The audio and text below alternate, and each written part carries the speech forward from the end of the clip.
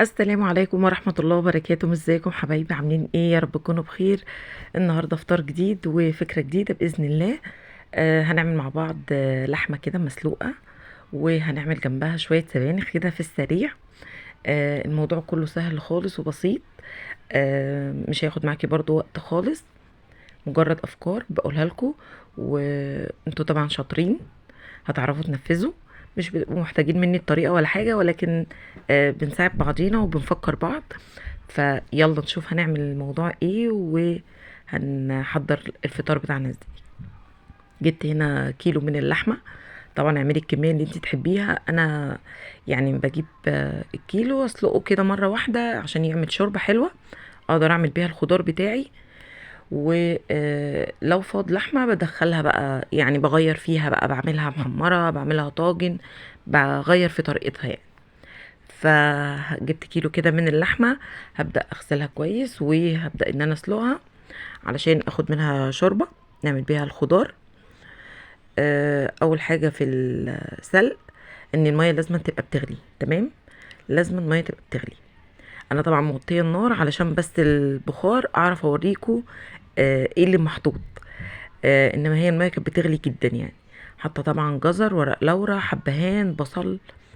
والميه طبعا كانت بتغلي، نزلت باللحمه بحيث انها تاخد صدمه وما تنزلش اي شوائب في الشوربه بتاعتي. خلاص، هسيبها بقى كده بعد ما حطيتها ان انا اسلقها. هسيبها تستلق واجهز بقيه حاجتي عقبال ما اللحمه بتاعتي تستوي. تمام، تعالوا بقى نعمل السبانخ لحد ما الشوربه تتعمل. معايا هنا كيس من السبانخ اهو. طبعا حضرنا وجهزنا في الفريزر، فطبعا اكيد لازم نستخدم منهم، مش هنركنهم يعني. فده كيس كده من السبانخ. تقريبا نص كيلو اقل شويه، لان انا مش بكتر قوي في وصفات رمضان عشان انا عندي مش بياكلوا على الفطار. تمام، ده السبانخ بتاعتي. شايفين لونها خضرة ازاي؟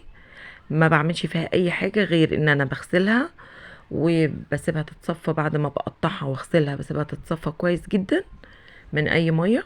بفردها على فوطة، وبعد كده بحطها بس في الاكياس وبدخلها الفريزر. اهم حاجة ان انتي الفريزر ما يفكش، يعني الخضار ما يفكش ويرجع يتجمد تاني، ما ينفعش، هيسود منك ومش هيبقى احسن حاجة. هنا جبت بصلاية كبيرة. آه طبعا حمرتها زي ما انتم شايفين كده، واول ما بدأت تاخد لون هنزل بالطماطم عليها اهو. خلاص، لما باجي اعمل الخضار وهو متجمد ما ينفعش يفك وبعدين اسويه، لازم انا احطه متجمد، ما ينفعش يفك وتسويه. خلاص هيبقى بايش معاكي ومش هيبقى حلو. خلاص، لازم ان الحاجه تحطيها وهي متجمده. تمام، انا حطيت هنا الصلصه وهسيبهم كده ياخدوا غلوتين مع بعض. وهقولك على تركاية كده بسيطة هتخلي السبانخ بتاعتك تقيلة واخدة قوام لذيذ جدا. دي معلقة كده من الرز. انا بحط معلقة من الرز على السبانخ. بت... بتخلي السبانخ كده ليها قوام، ما تبقاش خفيفة ولا حاجة. بتبقى ليها قوام كده، حتى لو حد عايز ياكلها بعيش هيعرف. خلاص، هغسله كويس وهحطه على الطماطم كده قبل. بحطها كده على الطماطم قبل ما تاخد تسبيكة بحيث ان الرز يستوي، لان السبانخ مش بتاخد اي وقت خالص في السوا، وانا عايزة اسوي الرز قبل ما احط السبانخ. خلاص، على ما الصلصة هتتسبك هتبقى الرزاية بتاعتك استوت، مفيش مشكلة فيها وهتبقى مظبوطة معاكي. هحط بقى التوابل بتاعتي، هحط مكعب مرق، شوية من البابريكا، شوية من الكمون. اي توابل بقى بتحطيها او بتحبيها مفيش مشكله. حطيت قرن فلفل كده بيدي طعم حلو. بعتذر على البخار، مش عارفه اوريكم الوصفه، بس انا حطيت السبانخ وهي جامده اهي زي ما انتم شايفين. طلعها من الفريزر احطها على طول. خلاص، ما تسيبيهاش تفك. لو سبتيها تفك هتسود منك ومش هتبقى حلوه. تمام، سبتها بقى كده تاخد غلوه. بصوا هي بدات تفك اهيت اول ما نزلت النار. بصوا لونها اخضر ازاي، اكنك لسه شارياها. انما لو سبتيها تفك هتاخد لون غامق ومش هتبقى حلوه ابدا. بصوا لونها اهو. هسيبها بقى تاخد غلوتين كده في الصلصه، وهزود عليها كده شويه من السكر.